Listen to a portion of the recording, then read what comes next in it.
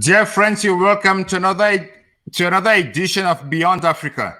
On Beyond Africa, we explore how Africans, both at home and in the diaspora, can contribute to transforming the continent.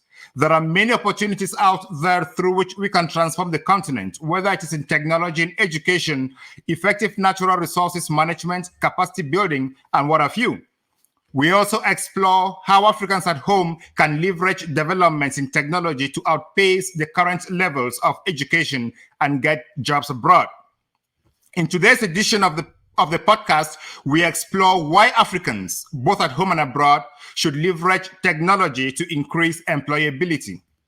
As technology is advancing worldwide, economies are booming, and individuals are getting more jobs and working remotely. This approach to the job market not only advances technological development, it also builds economies, increases the circulation of money, and reduces poverty. In today's edition of the program, I'll bring a guest who is well advanced and well knowledgeable about technology, how technology changes the world, and has been leading technological projects around the world. When we come back, I'll introduce my guest to you.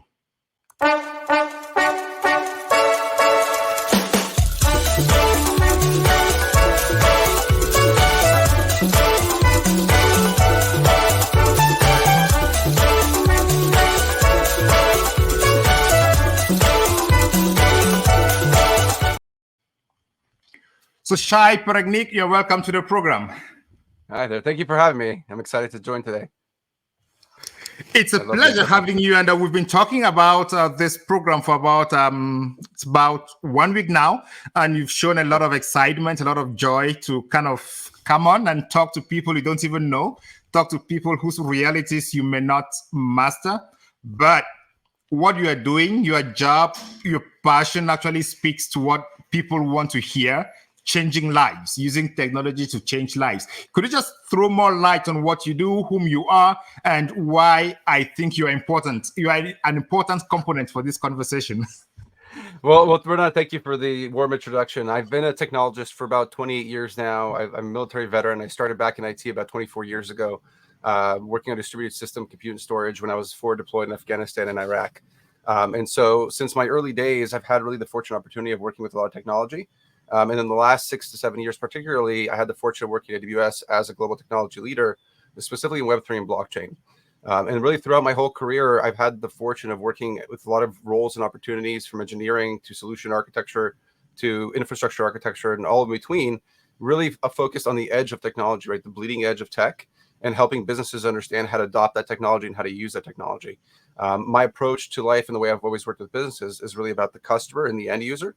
And so that's always been about the passion about how do we enable the end user through technology. So again, thank you for having me on. Thank you so much, Shai. You're using some terms that I would like us to kind of clarify before we go forward, because the audience that is listening is quite interested in learning more about technology, but maybe the terms may not be appropriate or may not suit the context, or they may not understand what we're talking about here. So when you talk about end user, what are you talking about? You and I, right? So you and I, our families, our kids friends, right? Those are the end user, right? In a business, when you have a product, the end user is the last person to use that product, right? So when I have this clock as an example, or I have this light bulb, if I'm at the factory, I'm not the end user. If I'm at the house and I'm installing this light bulb or I'm using this clock, I'm the end user. So in the field of tech now, you and I, we're on this platform. Are we end users or are we part of the engineering system? No, correct. So great example, right? We're using the StreamYard platform, right? This streams to YouTube, Twitch, Twitter, everywhere else, right? We are end users of those platforms, right? So you and I are the end users of StreamYard, and our viewers that are watching the show, right? Let's say they're watching it on YouTube or LinkedIn or anywhere else. They are the end users of that platform. So you can think of the end user as the one that's really gaining the benefit from the product. So basically, what we're saying is, and somebody who is anywhere in the world and wants to improve his or her career, may focus on technology as an end user without necessarily going into the engineering part of technology to advance his career. Correct, and that's a great point, right? There's a lot of great opportunities to enter in technology and to dig into technology when you already are an end user, right? So if you're already using a product, if you're using a particular technology on your phone or computer or any other device, and you enjoy that technology, you are an end user of it, and you can go become an employee or go work for that company, and that company is even more excited to have you on because you know the product. You're also an end user of their product or their solution. So thank you. In today's episode, we're talking about why Africans should leverage technology to increase their employability. And here, the conversation is going to be broken into two parts, or the knowledge that we're going to share is going to be broken into two parts, because we're talking about Africans at home and Africans in the diaspora. The reason we're breaking this conversation is because the realities are somehow different between Africans at home and Africans in the diaspora. Let's take the example of the United States, for instance. If you live from Africa and you come to the United States, the technological world completely changes. What you need to excel in that community also changes, and the interactions also change because you get to approach things differently. Most job applications are done online. Most job searches are done online. Most career pivoting or job advancements trainings are done online. And this is going to be the substance of our conversation with Shai in this episode, because Shai has actually been working on technologies that change the world. And he understands what we are talking about, and it's going to be a great opportunity if you can stay tuned and listen to Shai explain to you how you can take advantage of technology. So let's get into it. An African leaves Africa, any country in Africa. For the purposes of this episode, we're going to consider Africa to be one place with a similar level of technological advancements. We know there are differences, but for the purposes of understanding and digesting the information, that is what we're going to do here. So somebody leaves Africa, comes to the United States, for instance, where you are, and he wants to get into the job market. The educational system in Africa is shaped largely to train doctors, medical doctors, nurses, lawyers, accountants, and that is what people go to school for. But when they come abroad, they realize it is easy to change the areas of profession or to adapt to the realities. Tell us a little bit what they should consider once they start focusing or once they start living the realities of a different world. So I think something that's really exciting about the U.S. and employers and employment is this concept of lateral movement, right? So being able to move across from within a company or in another company. And I think the goal with many corporations, if you're coming to the U.S. and you're looking at either small, medium business, maybe you're looking at a large enterprise, is not to think about how do you get the ideal job. It's really to think about how do you get your entry into the door, because it's a company you like that may have a job that you enjoy. So, for example, if you have medical training and you come over as a doctor or nurse and you have that skill set expertise, it's a great opportunity to go into a medical technology company, what we call a med tech, right? And there's lots of med tech companies. You can think about those are going to be companies that are making medical devices. It could be a smartwatch. It could be an implant in your wrist for your bones. It could be different screws. It could be a chip of some sorts. So anything that's medical and technology, because you already have a medical background, you are going to be a valuable asset to a company that is in the medtech industry. So a lot of times you may have the opportunity to enter in through a medical type of role that they may need people that have nurse background for doing, let's say, lab testing, lab environments, right? Helping out in the labs. and helping out with those facilities. And many times within those companies, there is opportunities for what's called cross training. So the ability that even though you work in the lab, to get the training opportunity with the IT team. You might get an opportunity to stay for a day. You may get an opportunity just to talk to people in the hallway or in the cafeteria. But that's a great way to start interacting and building your network with other people that are in the same company as you, that are working in an area of technology that you want to get into. And so that's something I always recommend. Yeah, you striking a very important point there about networking, because even before you realize that you can get into the doors of a medtech company or into the doors of a medical company, you need to first of all understand how the situation operates. So in my view, the first thing is building a network, right? Yeah. Trying to understand how the network operates, people you talk to, how people can advise you on what is happening, because the knowledge you're coming with is knowledge that is based entirely on your previous life. But you're in a new world and you need to talk to people. How should that actually play in? I would say don't think of it as a friendship, right? You have an opportunity to come over to start working with new people and really to start learning about them and understanding who they are. And so that's a great opportunity for you to get in the room with them, right? Just talk to them, share your story, share your background, share about you, what made you move over to where you're coming to, right? If you have family here as well, right? Share your story and just start kind of building that relationship on a very personal level. And then as you start to become friends with them, you get to know the people, you'll start meeting other people in the office, you'll meet other people in their network. You have tools like LinkedIn, of course, to network outside beyond the immediate group. But I would really think about it as a long-term goal. It's not a transactional thing, right? You're not just meeting and saying, hey, we want to do this show and that's it, right? Like when you and I met, it was really about, hey, how can we collaborate? How can we work together, right? What are some of our synergies? What are some things that we're both working on? And when you come at it from that angle of just, hey, I want to share, I want to work together, people are much more adoptive and respective to bringing you into their network, right? The other key thing is, as you're starting to build that network, you're looking for really what's called validity and visibility, right? So you're really trying to connect with different people that can validate the ideas that you have. Ideally, kind of, you want them to invalidate your ideas too, right? So if you have a different perspective, if you have unique ideas, it's great to hear that, yes, hey, that aligns with our company. We, the way that we do software development here is the same way. Or actually to hear, no, we do it differently. And then when you hear those invalidities or invalidities, right, when somebody tells you we do it differently, that's a great opportunity for you to dig even more, right? Learn from them and then ask them, hey, who else can I talk to? Who else can I learn more from? And so every network opportunity that you have really should turn into ideally another 2 network opportunities that you have.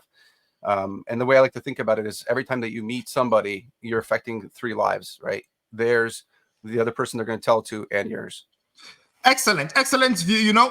As you mentioned, we met and we're talking about completely different things, and then it morphed into this and it morphed into another, and it introduced me to other people that will be coming to the platform. We'll be talking here, and that is how the cycle grows. So you mentioned tools a moment ago. You mentioned about LinkedIn. Are there other tools you can kind of establish or talk about so people who are coming abroad or coming to the diaspora now can learn and know more about it? Yeah, I mean, I will come at it from my world is a lot of the blockchain, Web3, AI, cloud world, right? And I think a lot of this world is about tools like Discord, Telegram, WhatsApp, Twitter. You kind of have to have at least an understanding of all those apps. I would say the most important ones are really Discord.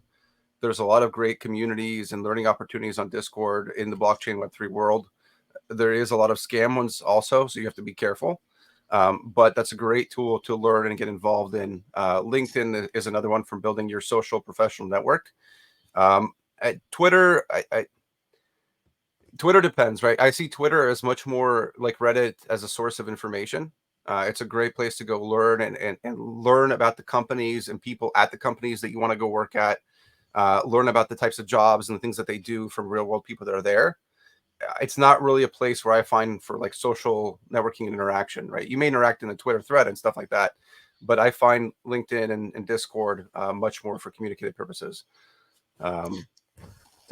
Yeah, that sounds very interesting to me, and I just wanted to underscore the importance of selling yourself, right? Not exaggerating the sale of your competencies, but putting yourself out there, especially on on these platforms, LinkedIn, WhatsApp, Telegram, Discord, whatsoever.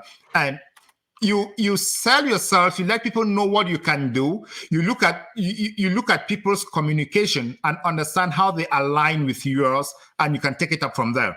Because once you open that door, you talk to one person, and if the conversation actually flows, it's going to open up to other conversations, and you get to meet new people. But if you kind of sell a self that is not true, after the first two conversations, is going to explode, and people are going to see the untruthfulness in what you have actually put out there. So it's necessary to maintain yourself, but show the willingness to learn, and let your guests or your other parties know that you are new to this world and you're trying to learn more about the world. You want to understand, and there are many people who are going to be ready to hold your hand and move forward. Like I said a few minutes ago, Shai has been ready to hold my hand and introduce me to other people on projects that I want to execute. So it's necessary that we talk. Don't be shy. Don't be shy. One thing I know shy is that some of us are really shy. We don't come out. We don't talk about ourselves. Can you just throw a little light on why it is important to not be shy? Yeah, so I would say don't be shy, because then half of your name is AI. But besides that, I would say I grew up as a very shy child, actually. And in normal cases, I'm very introverted, right? But I think it's important to be yourself, right? It's important to be out there, because the challenge is today we don't have the same real world interactions that we used to have before, right? Where you're interacting with people, you're having casual conversations. Out of those casual conversations, all of a sudden turns out opportunities. Unfortunately, the real world, most places I've been to in this country, some place in the world, people just tend to pass each other by and not really communicate actively, right? And so I think it's really important to show who you are, to be out there, right? Try to be on shows, try to write content, try to help other people where you can. You said before about kind of selling and branding yourself. The way that I think about that is in three different ways. You have the who you are, right? People want to know who you are and understand like your story and where you come from, right? That's something that we've seen a really big change over the last 4 or 5 years in the tech world, if you will, right? As we moved to remote and people started to get to know each other more, it's really become about who you are, right? You're not selling yourself. You're just telling who you are and your story. You're then talking about why it is that you do what you do, right? You're not talking about exactly what you do yet. You're just talking about why you do it, right? I'm passionate about these things because I want to change the world. Why do I want to change the world? Because I want to make it a better place for my kids. Why? Because I believe that there's opportunities for them to have better education and better healthcare, and so on and so on. And then finally, at the end, you talk about what it is that you actually do. And so when you're thinking about, your branding, you're selling yourself, you're putting yourself out there, it's actually much easier to talk about who you are and talk about why you do the things that you do than talking about what you do. So my suggestion is always leave off the what you do, right? People will find that out when they get on the phone with you and they talk to you. They'll ask you, right? What does you do? What areas of expertise do you have? If you're doing a good job of talking about who you are and why you do the things that you do, you likely will not even need to explain what it is that you actually do, because that person will just jump in and say, hey, I have this problem or this issue. Can you help me out with this? Right.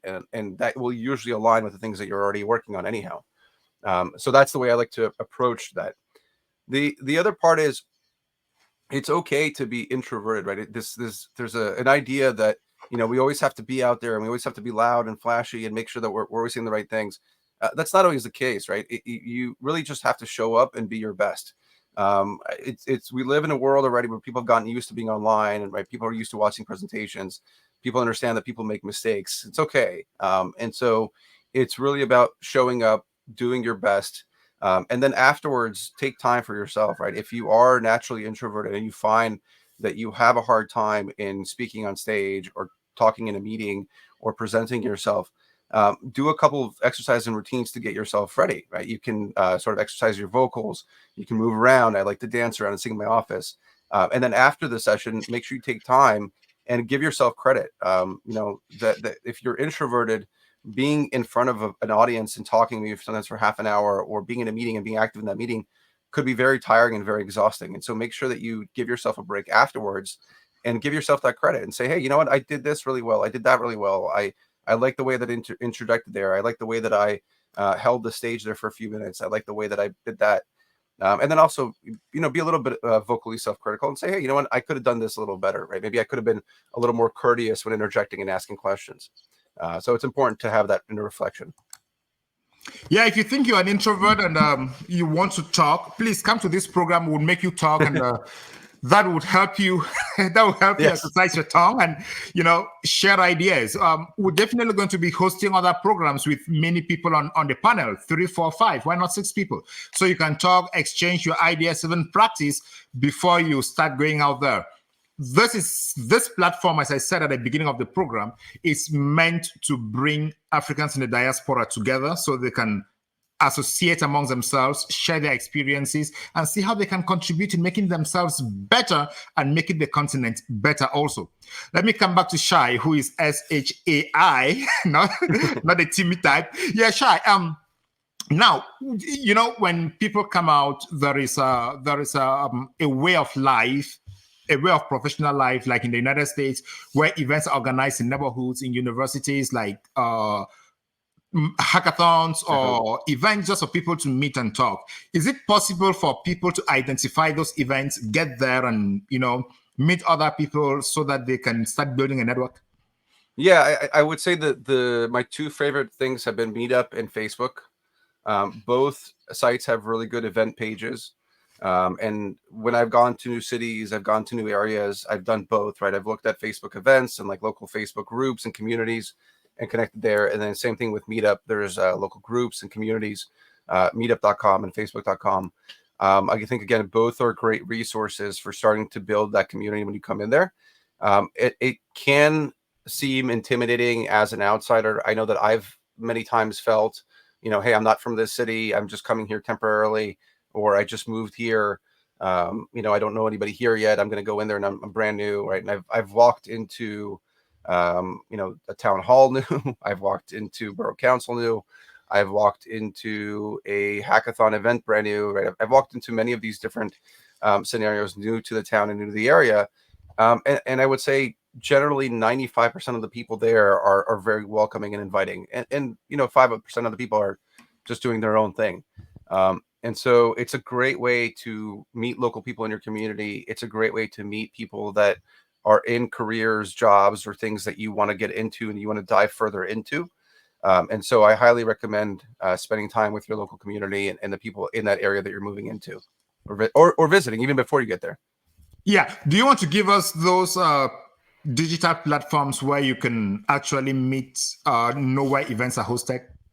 Yeah, so the first one was if you go to facebook.com. I know that if you go to facebook.com, the Beyond Africa 2000, right, you'll see on the top left there within Facebook, go to the homepage, and you have Facebook events. The other one is meetup.com, and so if you go to meetup.com and go to the site directly, for example, you can search for phillyconnect.ai, and that will show you an example of the meetup that I'm part of and support here in Philadelphia. So again, meetup.com and facebook.com, and look at the events on both cases. Yeah. So what type of events are organized, especially in the tech field where you work, so that people can have an idea of what they can see or what they would expect to meet at such events? Yeah, so there's certainly all different kinds of events, right? Let's start off with talking about the developer, kind of engineer type of focused events, right? Those are generally going to be focused on a particular, let's say, language. So they may be focused on JavaScript or Node.js. They may be focused on Python. They may be focused on TypeScript, or they may be focused on CloudFormation CDK. And so a lot of developer-related meetups are around a particular language, or sometimes around a particular use case, maybe around enterprise applications, maybe around mobile applications. It's very easy to. It's very straightforward. If you go on any of the platforms and you search for the technology that you like, let's say you put in there migration, you will see all the meetups that are related to migration services or migration activities. Now, you may get groups related to bird migrations. That's fine as well. So if you're trying to specifically say you want to get into tech and you're looking for AWS migrations, you might put in there AWS migrations. And then you'll see the groups that have affiliations with AWS and AWS migrations. Now, I would caution from being too specific, right? One of the things that you don't want to do is only attend meetups in an echo chamber or in specific areas that you know. So you want to try to diversify and attend different kinds of meetups that are going to challenge you. So if you're a developer, as an example, maybe you attend the Java meetup, but you should also attend, let's say, the Linux or the Windows meetup group, maybe the AWS cloud group. Maybe there's a tech specific group as well, like machine learning and AI or blockchain or pub sub application architectures, right? There's many different kinds of meetups depending on what area of tech it is that you want to get into. There's no one meetup that's better than another one. That's kind of the point, is it's a community of communities. Right, people get to host their own community, and if you don't like that community, you can certainly start and host your own.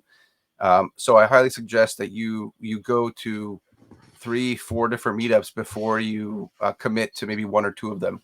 It's a great opportunity to get out there and network, and you may get to a meetup and attend 1 or 2 sessions, and it might just not be for you, right? The format of the event might not be your style. The people or the content might not be, and that's okay. It's perfectly all right to move on to a different meetup and go to a different event. So that's my suggestion, is just try to attend multiple events. Thank you so much, Shai. If you're just joining us now, we're on Beyond Africa, and we are talking about leveraging technology to increase employability, especially for Africans in the diaspora and back home. We're discussing opportunities and ideas, how Africans in the diaspora, especially the newly arrived, can actually beef up their network, build a network, meet their local communities, and learn different things. And now let us switch gears, Shai. We're talking here now about network building, attending events. What about the opportunities of online training? Because before moving, maybe some people do not have the idea that there is anything like online training, but online training opportunities abound. And where can people look at what is important, and what should they have in mind when they're looking at online training resources? Yeah, so we mentioned before conferences, right? Conferences are a great place to get the training. If you're not able to go on site, right, then you go online conferences. A lot of online conferences will have specific training to something that's related to the event. If it's an AWS conference, for example, like re:Invent, many times there'll be online training courses that you can take as well. In addition to that, right, the benefit that we've had over the last 10 to 15 years is really the explosion of many different kinds of training programs, platforms. There's no longer just the Udemy, and Wiz Academy and kind of those basic services. You can go on Google or any other search engine, and you will find, if you just type in, let's say, AWS cloud training, you will find 20 different providers that provide cloud training. I would highly caution against paying for any of the training services right off the bat. There's a lot of them that make a lot of promises. You always want to take something that has a trial, some sort of free course. Make sure that you align with the teacher, that you can understand and follow along, that the course material makes sense, it aligns with something you want to do, and then go ahead and pay for that course. In the blockchain world, when you're specifically looking at blockchain, Web3, AI, the challenge is that the space changes so fast. There's new technology all the time, and it's going to be challenging to try to keep up with everything that comes up. And so what your goal is when you're trying to move into these spaces, if you're looking for blockchain and AI training, don't look for training that's on the latest hype, on the very latest thing, because 1, that thing is going to change. 2, it's just chasing the hype, and you don't want to be in that world where you're constantly learning the latest hype as opposed to learning something that's real world and practical. And so make sure that when you're taking these courses, that there's a lot of real world examples, real world use cases, right? If you're coming at it from the business angle, that there's discussions about finance and operations and management in those sectors. If you're coming at it from the tech side, it's not only coming at it from a developer side, it's also coming at it from an infrastructure side and hardware side, right? And kind of everything else, everything together there is really important. And so that's one of my suggestions there as well. Yeah, you've made a point that I would like us to talk a little bit more about. It's the question of knowing the type of course to follow. It should avoid the hypes. Now, and you also said tech advances very fast, right? And it changes the dynamics. So if someone wants to go to YouTube, for instance, someone has seen a course on YouTube and that person wants to learn from that person on YouTube, but the course dates about 7 or 8 years ago. Would that be an advisable thing to do because it's not following up the hype? No, I mean not that long. I generally, for me, anything older than a year is going to be outdated, right? Unless you're looking at older versions of, let's say, Windows, right? If you're trying to manage older versions of Windows and you're looking at managing, Windows Server 2008, you're looking at managing SQL Server 2008. In that case, there's still a lot of relevant content out there, right? So I guess you'd say maybe not. It's not a hard no. It's just a general no, right? Because it really depends on what the underlying tech is that you're working with. If you're in the blockchain, Web3, AI, anything really in the last 6 months, if it's older than 6 months, it's already going to be outdated. That's kind of the challenge in the blockchain and AI world. If you're in the general cloud computing world, the challenge that you'll face, for example, is at a theoretical level, right? What the service does, what the tool particularly does. For example, if we talk about AWS and you're watching Amazon Web Service videos about cloud, or you're watching Azure videos about cloud and learning how to manage the cloud environments, you can watch videos that are 5 or 6 years old and they would still be valid at a hypothetical, theoretical level, right? The types of storage that are there, the reasoning that you should use a certain type of storage over another one, the need for performance and other best practices, all those will generally be 60% of still the same, right? So it's okay, but if you can find a newer video, that's better. The challenge is, I would say, anything that you find that's in like the last day or two, even if it's an AWS service and the service just came out, let's say on Friday, and today we're already seeing videos on it, it's likely that people haven't had time to dig through every in and out of it. So you also have to make sure that when you're watching a lot of the newer content, you're not taking things face value, right? Many YouTubers will, or Instagram people, anywhere, will be quick to judge a product as soon as it comes out, right? And the challenge is, if it's new, if the feature just released or the part just released, it's going to have bugs, it's going to have issues. And so they may be against it. The training that they give might not have all the details in there, and they may have a bias towards a different product. If that's the case, I wouldn't jump into that training. I would wait another week or two, see what other training comes out, and then start jumping into that one. The benefit again is that every new technology is going to have growing pains, and it's going to take a couple months for the bugs and kinks to get worked out. So if you rush towards learning on it, kind of be aware that you're learning as the underlying platform is changing as well. All right. It's my understanding that technology builds on technology, right, in this case, because I would want us to look at a situation where the viewers or the learners start from the basics, because sometimes the basics 101, when you miss them, you tend to fumble a lot along the line. So how do you identify the most important basics 101 for a course that you want to study online? So when you're looking at any tech, the 101 course is really going to be the level that you understand, right? The challenge I find is that if we look at 100 level courses and things say that introduction, you may watch that introduction and you may feel that the content is too hard, is beyond your knowledge. The challenge is figuring out what is the foundational piece that's there. It's going to be different for every sort of topic that you look at or area that you go to. So for example, if you're looking at cloud and you're saying, okay, I want to learn AWS and I want to understand cloud, how do I start learning the basics? You can go on Google and search, AWS cloud basics, AWS 101, and you might watch that video and it might go over your head. Some of the things might be too detailed in there.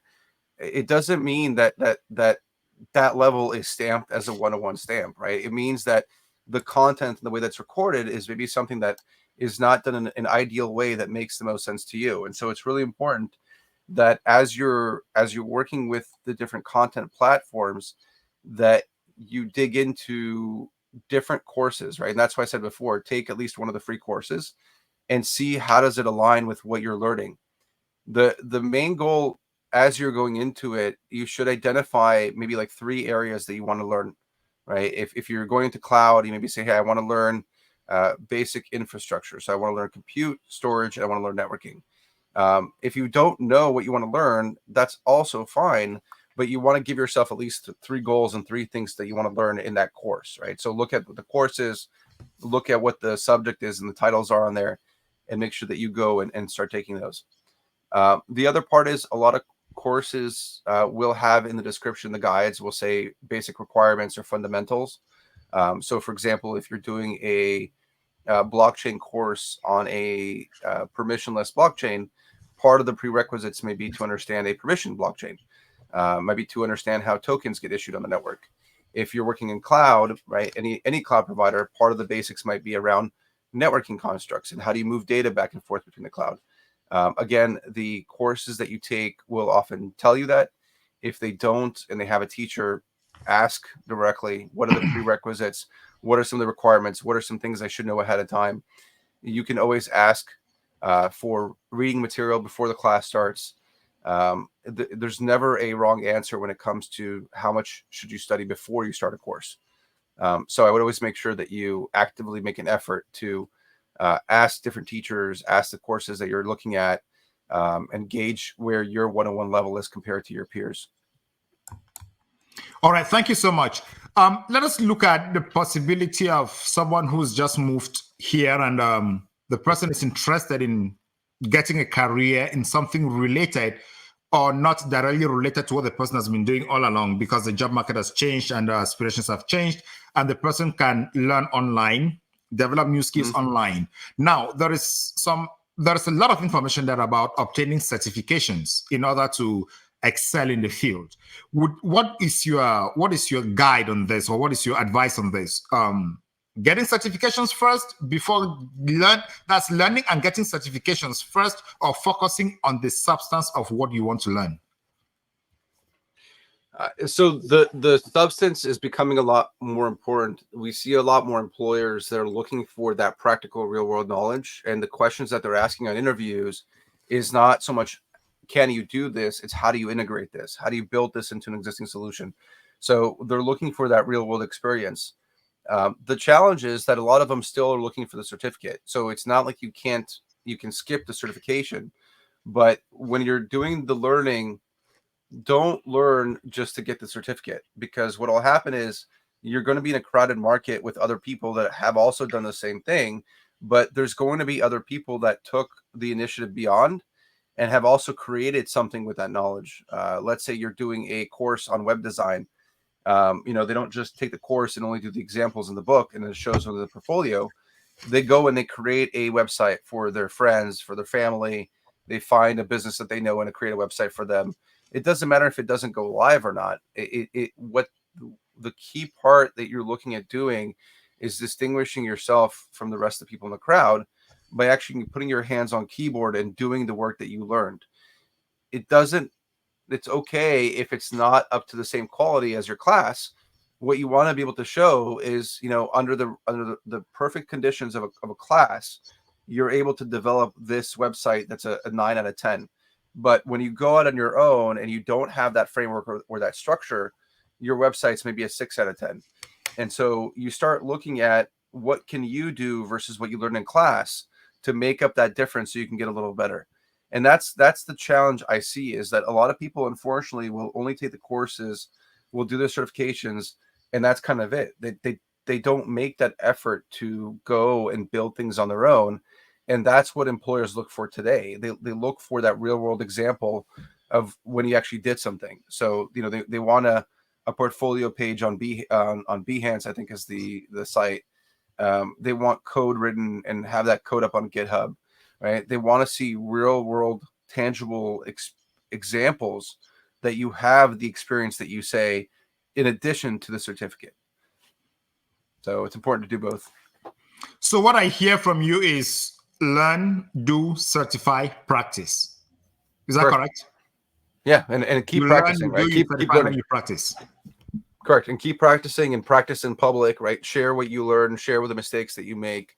The more you share what you're doing, the more you're going to build your network, the more people are going to see your value, and they're going to seek you out because you're sharing your stuff, right? We talked about before, you're sharing your story, and your journey along that story. You're sharing why you're doing something, in addition to sharing what it is that you're actually doing.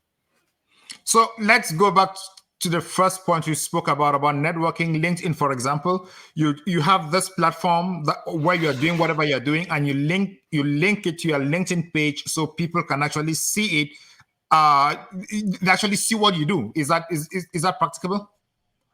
Yeah, you want to have you want to think about your social presence online, right? That's the important thing today. Is it's not your resume and your certificates are not sufficient, right? Part of your resume and who you are is your online presence. There's many employers that will use tools in the interview process to give them some insights as to what your online presence is like. And so it's about making sure that when you're sharing content and material, it's fine to share personal and family stuff on like Facebook and Twitter and all those things, but make sure that you're also sharing things that are relevant to your work and what you do, and things that have made you successful, and things that you've done or haven't been able to do. That's equally as important as just sharing why you do what you do again. Thank you. There is one other question I wanted to ask about the certification, the cost of training, and what you do at the job and what employers are looking for. In today's world, in the United States, for instance, there is this question about tuition loan, school fee loan that amounts to hundreds of thousands of dollars over years. And then the employees or the employers are looking for what you can do. Some people go to Facebook, they learn, and to YouTube, they learn, and the next day they get a job and they don't go through the university path where they pay a lot of school fees and they actually get the job done that people with master's degrees are actually doing. Is this something you are seeing in the field that is picking steam, or is it something that people should not consider doing? No, I do see it picking up steam, especially in the blockchain Web3 world, right? Where there's not really a way to verify the certificate, because you're talking many times about international collaboration, right? The person's not in the same country as you to verify that you went to school. And so the social proof, the fact that you actually did something, you have the code for it, you have the website, you have the material to prove it, you talked about it on a webinar, that is hugely valuable in any industry, right? And I think particularly in tech, when you are showing that you can do the things that you talk about, and those things are public, that's what then helps you get those jobs, right? It's what helps you get the new opportunities. And you then don't have to necessarily go down that student loan, that education route. I don't want to say that education is not worth it. I think that there are still valid cases to come here to the US, go to school, get your bachelor's degree, get your master's degree. It just really depends on what you want to do long-term in your career, and how much you want to sort of hustle and prove yourself. There's a benefit in the US to having your degree, because many places will look at that degree as a form of credibility. If you've been here and you've been working for many years, then your work and your tenure is used instead of that. So that's the kind of catch-22, is if you don't have a lot of work history, you need that employment history or that degree. You need to be able to show that you completed your work. The challenge I find is that we time and time again have people that are working in the fields that they don't have, that's not their education. They're working computer science and software development, but they have a liberal arts degree or they have a history degree. Yes, of course they'll have computer science degrees, but it's not like it's a requirement. So I think that's really the question you have to ask yourself, is what are your long-term goals, your long-term plans? How much do you plan on hustling and doing things for your own versus going the corporate route and trying to secure that long-term corporate job, where a degree is important, versus the startup where you can be nimble and move pretty quickly, and the degree doesn't hold that much criticality because it's all in the proof, right? Can you do what you said you can do in a short period of time, and can you deliver? And if you can, then great. If you can't, well, then they move on to somebody else. So I think that's the important thing to think about. It's a challenge, I think, here for a lot of students that come and go to school and then end up with school tuition debt, and then can spend 10 to 20 years still repaying off their school tuition debt. Hopefully there's some changes there, and that improves. But that to me is the challenge right now, is recommending somebody go out to education when the debt that they can incur is so high. Exactly. You know, some people come and they don't actually know the long-term effect of the debt, and they fall into this. And by the time they graduate, they see the market has moved away from what they actually thought the market was, and they start trying to get into the new market, and it causes a confusion in their life. They are not able to switch immediately. The debt keeps on accruing, and it makes it a little bit difficult for them to actually adjust. There is one thing I wanted us to talk about before we switch to talking about how we can look at this from the African perspective. The question of starting. Most people come here and we would want to start with working at the very big companies. Is that an advantage of starting to work with the smaller companies before going to the big companies, or should we try as much as possible to get a foothold into the big Fortune 500 companies? I'm of the believer that working across multiple companies is more efficient than working in one big company, especially when you're starting your career. If you are starting your career and you're in your 20s and 30s and you're going to work in one company for 10 or 15 years, you're going to get stuck in your ways, and you're going to do things the way that company wants you to do it. And when you're then in your 30s and you've been there for 10 years, or 40s and you've been there for 15 years, and you try to leave and go somewhere else, it's going to be very hard, because a lot of places are going to have different cultures, different ways of doing things. And it'll be very hard for you to get acclimated into that environment, unless they're bringing you on specifically to help lead a team and they want part of that culture and that environment. And so I always like the idea of starting in small and medium businesses, Fortune 1000 companies, Fortune 2500 companies, companies that are still fairly small, where you have the opportunity to wear multiple hats, you have the opportunity to move laterally within the company, and you don't have a lot of bureaucracy and red tape when you want to learn something new. I think that's the biggest challenge when you are starting in your career and you're working for a particular employer, is ensuring that you have the right time to take on and learn the things that you want to learn that may be beyond your job. And so if you go to an enterprise and your job is software developer, it may be hard for you to learn things around storage and infrastructure because it's not part of your day-to-day role. It's not only that your employer doesn't support you, you're not getting the time during the day to actually practice what you're learning. And so that can be a challenge. I've seen people get shoehorned or kind of stay in one career path because of that. Whereas when you're going to that small, medium business or very small enterprise, you can wear many hats and you can move around as you need to without even changing your title. But you may one day do more compute and storage, then another day you may do more networking and infrastructure development. And so I think it's really important, as you're starting your first maybe 10 years of your career, to really look for as many opportunities as you can to diversify.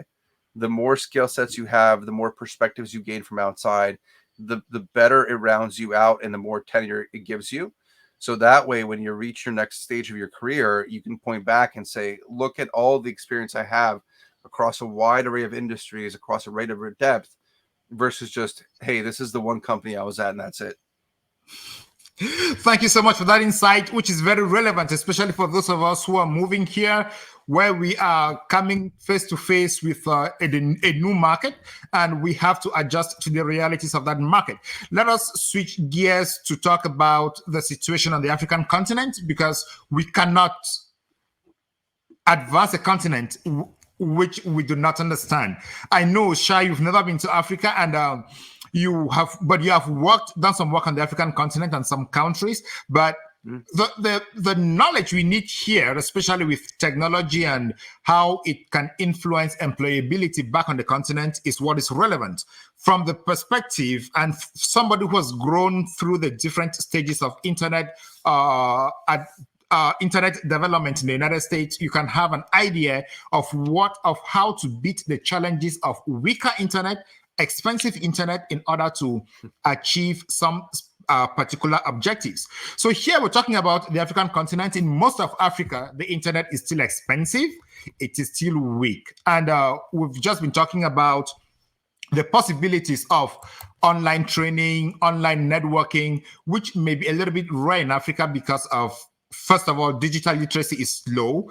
Internet is weak, electricity is weak. But now, how do we overcome digital literacy? How can people in Africa who are facing these difficulties overcome digital literacy? So Digital illiteracy, rather.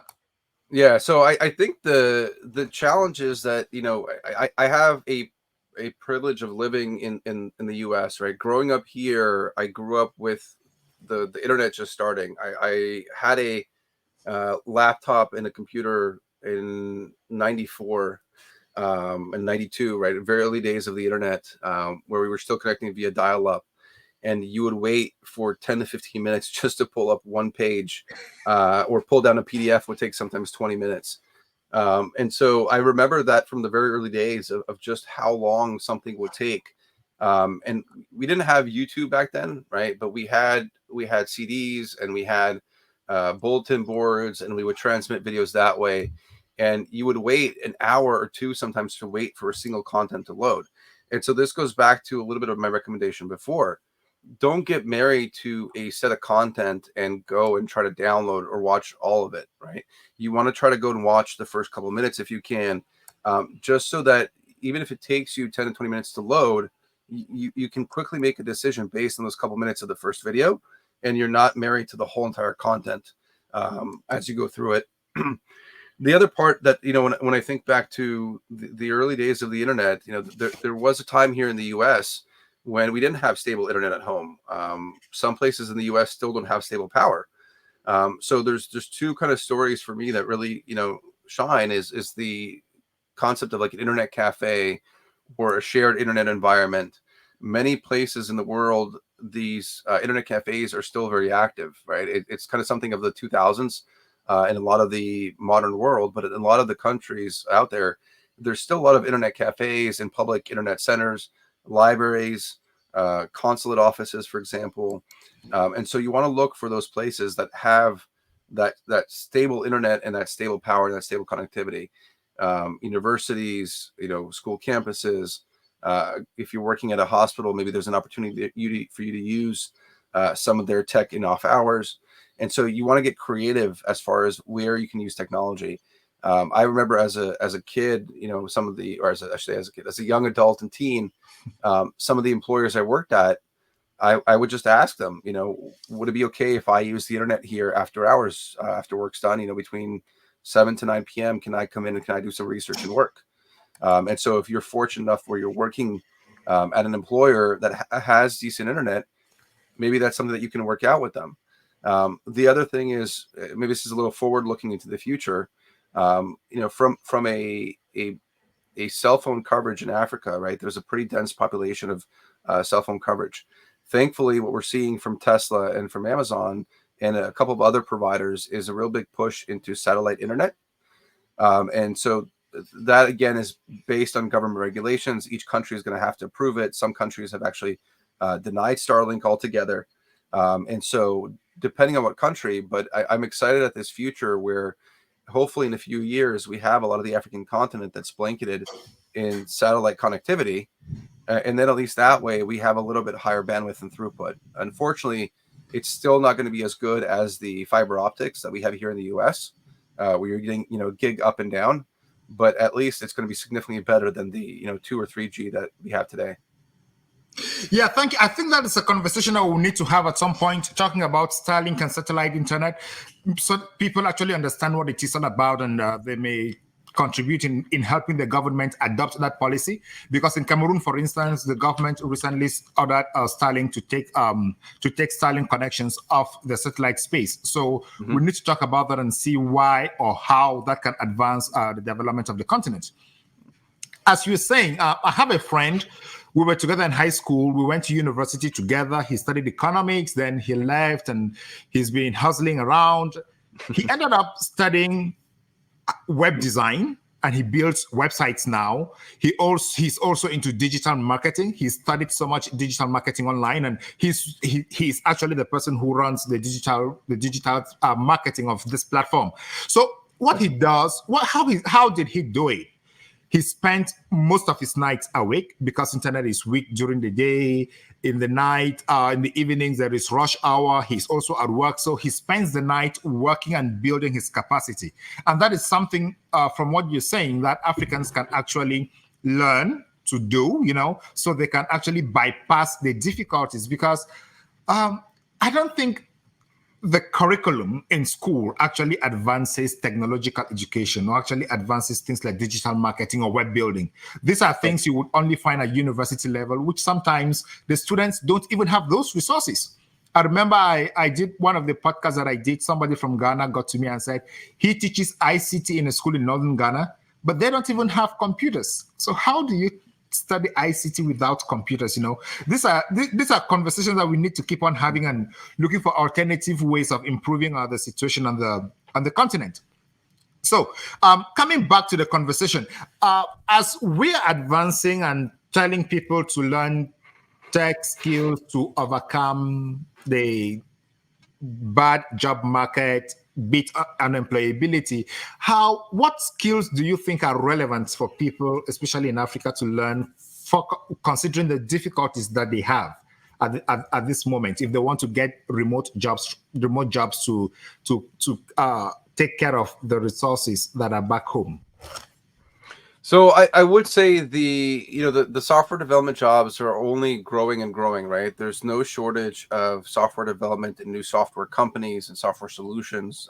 Especially on the blockchain and the Web3 world and the AI world today, we have a huge amount of capital that is being injected into the ecosystems because people are building solutions.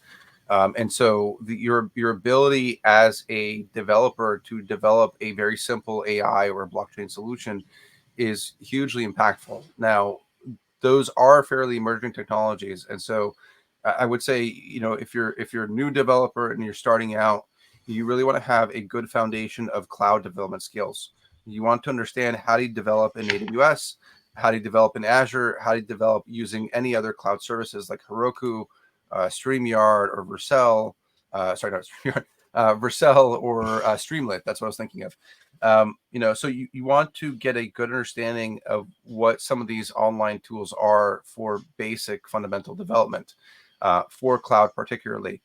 If you are more on the creative side and you have more of a creative tendency, and you're going then the design route, the web design is something that is always of need. There's always, again, new products and startups that are launching that need those landing pages and need those very simple application landing pages and home pages. And that's a great opportunity for you to go and build in. I don't see AI as replacing every developer, right? That's kind of the benefit that you have as a developer coming into this stage. You don't need to know everything. If you take a job and there's an ask for front-end development and you have a basic understanding of JavaScript and Vue.js or React, that's fine. You can learn the rest on the job because of the AI tooling and your ability to ask real world questions to the AI tooling. And so I think that's the important part, is to think about those jobs that give you that foot in the door.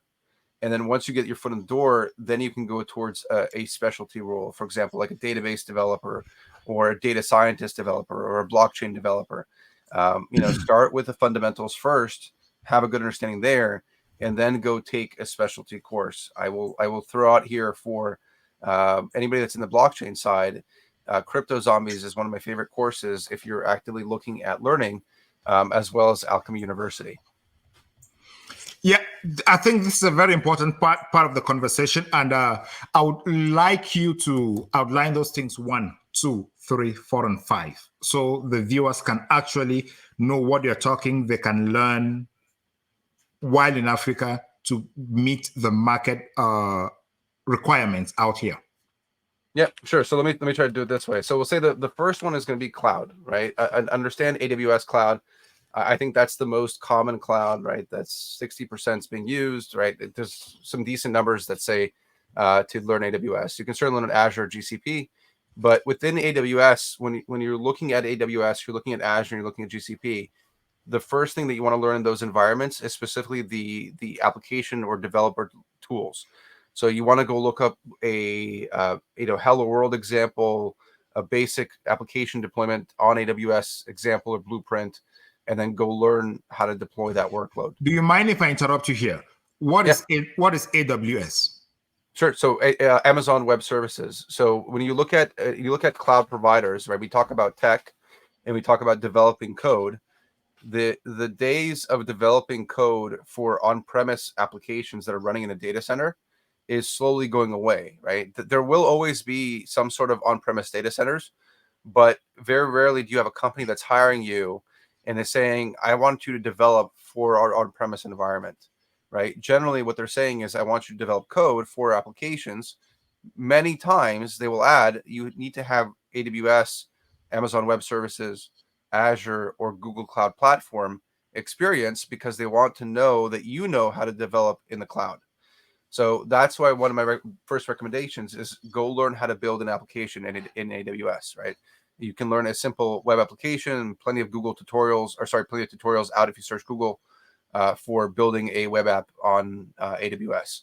So go through those fundamental basics, right? Learn the fundamental courses. And then 3 would be start to learn about specific services or areas that are of key interest to you. So for example, if you particularly enjoy the underlying data layer of the 3-tier architecture, right, you might then go and learn a lot about the data layer. You might learn a lot about databases, about storage, about blockchain, anything that sits in that underlying data layer. If your heart is really in the presentation layer, you enjoy working on the front end of a website, you like working on the layout of a website, then you're going to go with the resources that allow you to learn those front end applications. And so you want to make sure that you are aligning your priority of learning with the things that you're looking to learn as well. All right, thank you. Then a lot of people talk about cryptocurrency. You've mentioned crypto. Is crypto the same as cryptocurrency, or what should somebody who wants to learn about crypto understand about crypto and cryptocurrency and blockchain? Sure. So the proper word is blockchain, right? We have many blockchain networks. Bitcoin is the original blockchain, right? The underlying technology of blockchain, one of those technologies is cryptography. That's where we get the word crypto from. So crypto comes from the word cryptography. In blockchain, cryptography is only one of the many elements, right? Cryptography has been around since 40s and 60s. You can argue back to prehistoric times if you talk about deciphering different code and things, right?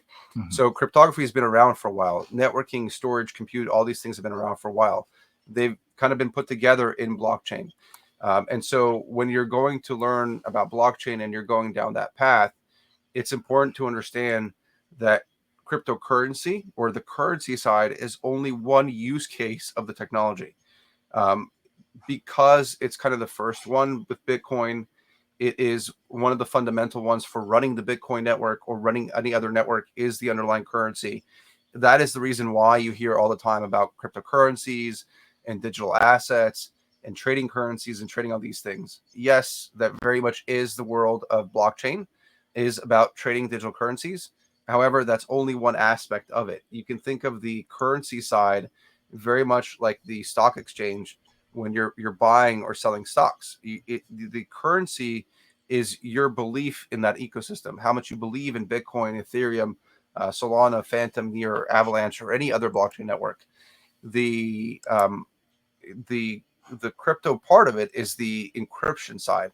So any network that you're part of is going to have different encryption schemes, different encryption methods, and different encryption frameworks for security. And so you may still want to dive into that crypto or cryptography side of a blockchain network, but only do that if you're on the security side, right? Otherwise, if you're thinking about crypto, again, you're probably thinking about cryptocurrency and one use case of that underlying network. All right, thank you. Then if somebody wants to learn about blockchain, where do you advise the person to go to? I would. So one is you can learn on my site. If you go to shaiprudnick.com or commonsforge.com, I have a couple of resources there. I would say there's lots of good resources. I like looking on YouTube and following a couple different YouTubers. Hashoshi's one of them. Altcoin Daily is another one. There are a couple of good books on Amazon as well. The Bitcoin Standard is one of my favorite ones. Alchemy University and Binance University are also two of the more trusted environments if you're looking at really learning about the technology. And then finally, I would just a shout out to like CoinDesk, CoinGecko, CoinMarketCap, really good places to learn about the tech and new projects that are coming out, as well as the currency and the trading side of the digital assets world and blockchain world. So we're going to put some of these links in the comments section for people who are interested. They can start learning from there and going forward. Let us switch gears a little bit to talk about jobs from Africa, those who are well trained or those who want to leverage jobs, remote jobs from abroad to be paid in US dollars. I have a friend. He actually told me that he got a job offer, not a job offer. He was interviewed by a certain company, and he was going to be working remote from Cameroon. But he was discouraged about that offer because the pay was kind of small as compared to what he saw being offered to people in the United States and other companies. But my point here is, where should people go to find jobs, and what is the advantage of living in Africa and working remotely with a company abroad?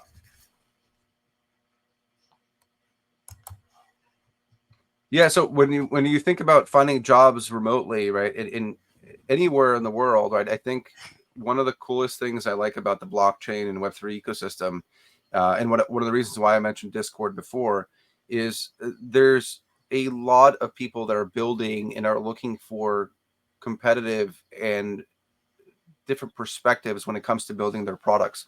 And so when you're hanging out on Discord and all these different communities, you want to look for things like hackathons, things like venturethons.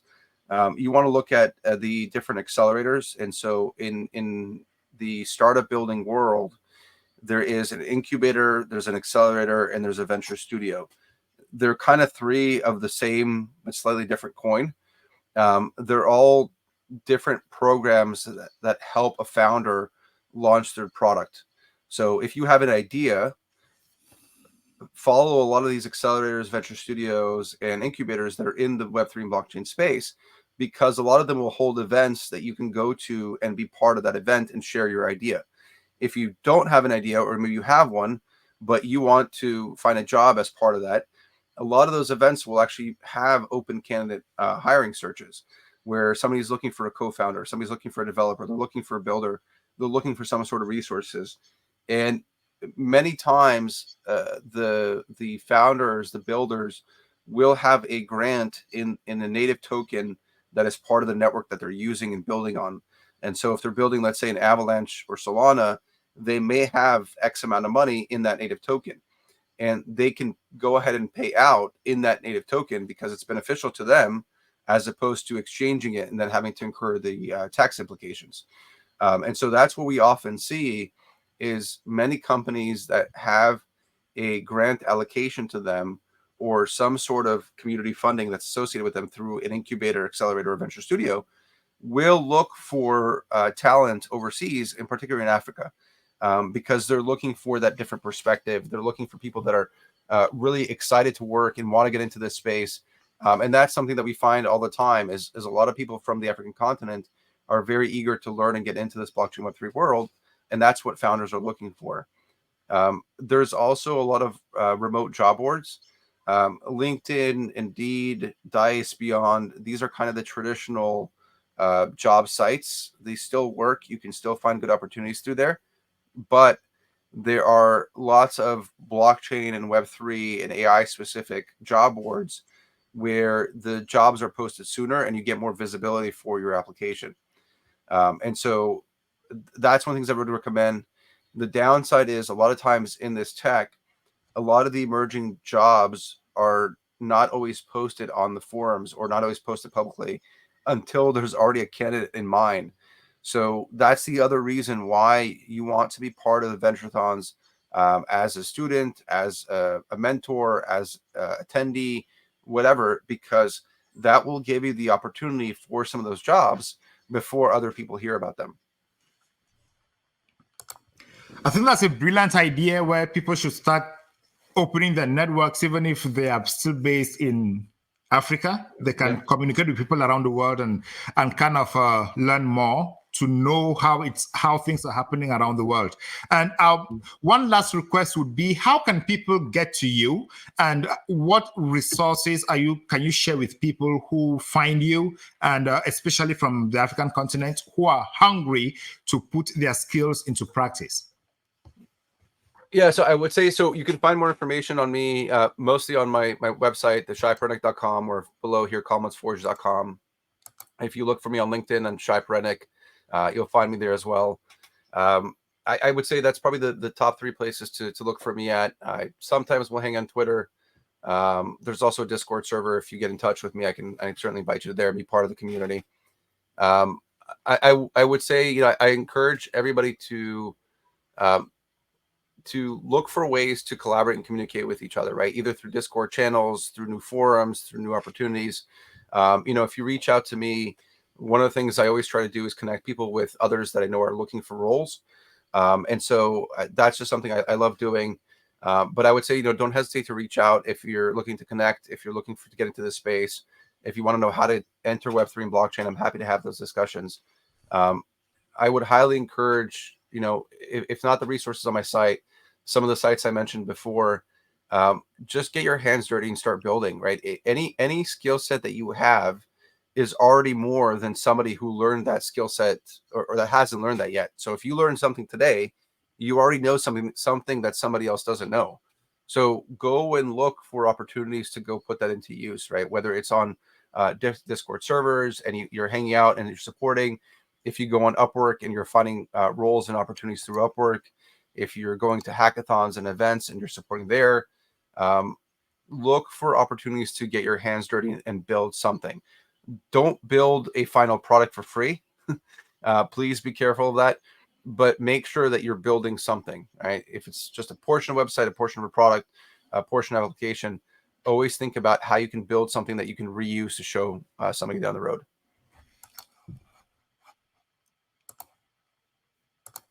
Yes, I think that is very important, because this platform, as I said, wants to put people in contact with others. And if you actually want to get in contact with Shai, we're going to put his links in the comments section. But you should also follow our website or our Facebook page at Beyond Africa 2000. Subscribe, like the page, and we'll get back to you. You can always send us messages, or you can also go to our YouTube page, where you can find us, subscribe to our page, like, set the notifications bell ringing, and we'll get in touch with you. Share information with us, share your requests with us, and we'll definitely put you in contact with Shai. He has told you all today how brilliant he is, how important it is to connect, why it is important to connect, and how to connect. The how is the most important, and of course, he is very, very ready to connect with you. Shai, do you have a last word for our viewers? Yeah, I will say, sometimes in the most challenging things in the world and the things that we don't understand are where the most exciting opportunities lie. Don't be scared of something you don't know, because it's very likely that other people don't know as well. And when you talk to people about the things that you don't know, you start to build real relationships. And with those real relationships comes opportunities, because then people will know, hey, you were honest, you came to them and you said you didn't know something and you were looking for help. And so never hesitate to ask for help. Never hesitate to take on a challenge as an opportunity, and always think about what you can run towards. It's a lot of fun when you think about all the things that you can run towards as opposed to the things you can run from. So always run towards something. And thank you very much for having me. I had a blast. It was a great conversation. I appreciate everything. Shai, thank you so much for coming, and it's been great having you. Your ideas keep making me think and reflect, and in fact, kind of changing perspectives all the time. And it was Awesome. a pleasure having you. And I hope to have you next time. There is more we can always talk about. And the purpose, I said, is to inspire more people, to let Africans know that we can use technology to overcome the difficulties that we face on the continent today, not only for us, but for ourselves and for our children, our children's children, because the continent belongs to us and it is part of humanity. If we change what is in Africa, we can actually change what is in the rest of the world. Shai, thank you again for coming to the program today. Thank you for having me. Yeah. So, ladies and gentlemen, Ladies and gentlemen, thank you so much for joining us today. Thank you so much for following the program. Thank you so much for listening to Shai with all the wonderful perspectives he has given us. As we said during the program, you can follow us on YouTube, on our YouTube page, Beyond Africa 2000, as well as you can follow us on our Facebook page at Beyond Africa 2000, where we seek to bring together resources, bring together people who can share their ideas and collaborate to transform the continent, because we are the only people who can transform the continent of Africa, and technology is one of those ladders that we can use to leapfrog and avoid the difficulties we have been facing over the years. Once more, thank you so much for watching and wish you all the best until we meet again very soon. Thank you.